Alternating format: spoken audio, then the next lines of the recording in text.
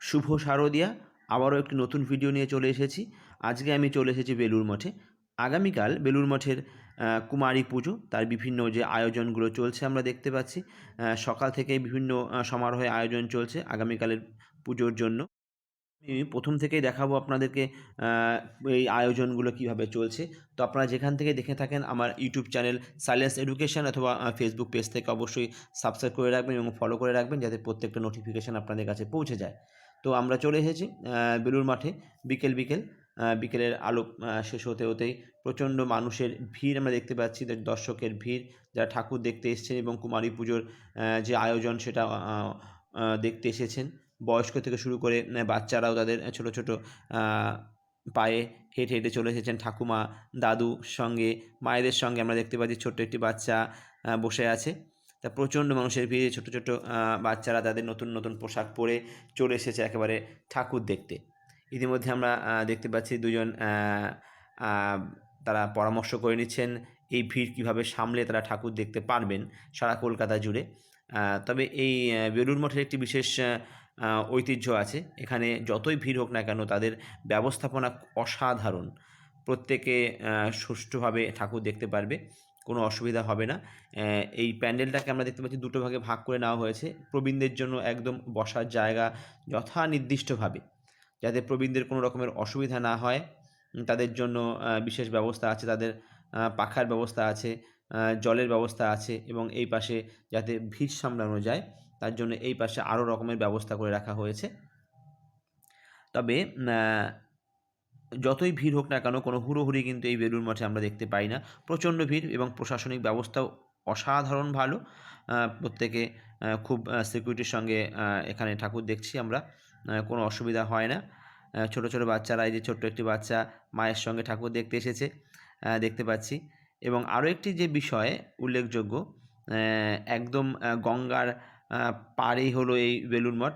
আমরা দেখতে পাবো এবার যে গঙ্গাটা, এখানে আগে যেতে পারতাম, অন্য সময় যাওয়া হতো, কিন্তু এখন সেইখানটাতে প্রবেশ নিষেধ। কেন এই সময় দুর্গাপুজোর সময় প্রচণ্ড ভিড় হয় এবং যার জন্য প্রশাসন এই পাশটাকে যাতায়াত বন্ধ করে দিয়েছে, নো এন্ট্রি করে দিয়েছে।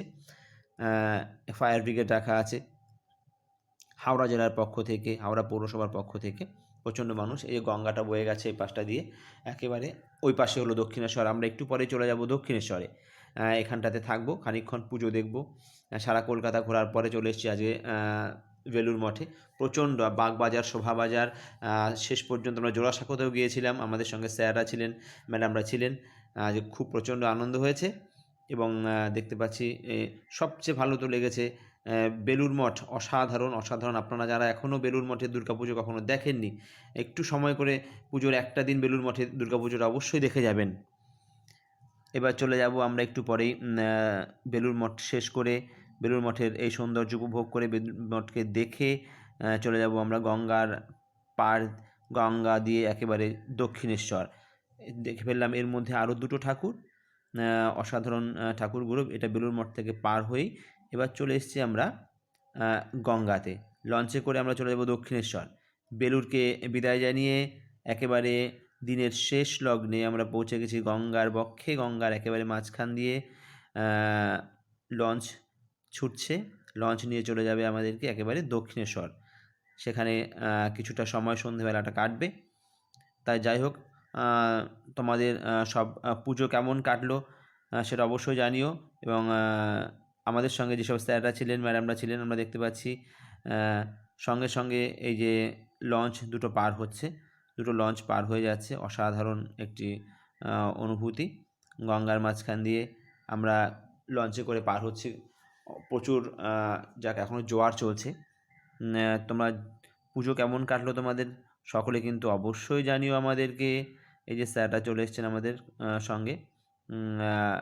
যাই হোক, শেষ পর্যন্ত আমরা লঞ্চ বাবুঘাট থেকে জোড়াসাঁকো গেছি, শোভাবাজার গেছি।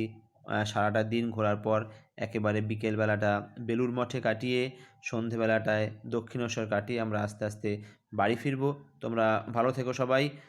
এবং যারা ফেসবুক পেজটা ফলো করোনি এবং এখনও পর্যন্ত আমার YouTube channel silence education subscribe করোনি, তোমরা সাবস্ক্রাইব করে রাখো, যাতে সমস্ত নোটিফিকেশান এবং নতুন নতুন ভিডিওগুলো তোমাদের কাছে অতি সহজেই পৌঁছে যায়।